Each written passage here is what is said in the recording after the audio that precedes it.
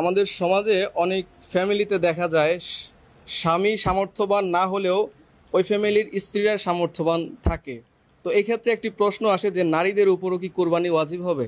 নারী যদি সম্পদশালী হয়, সে যদি তার উপর যদি ফেতরা ওয়াজিব হয় এবং সে যদি মালেকে নেসাব হয়, তাহলে পুরুষের উপর যেভাবে ওয়াজিব হয় মহিলার উপরও সেভাবে ওয়াজিব হয়।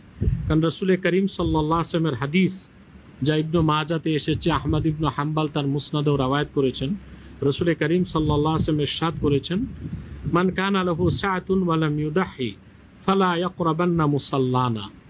আমার উম্মতের মধ্যে যে ব্যক্তির সক্ষমতা আছে কোরবানি করা, সে যদি কোরবানি না করে সে যেন অবশ্যই আমাদের ঈদগাহে না আসে।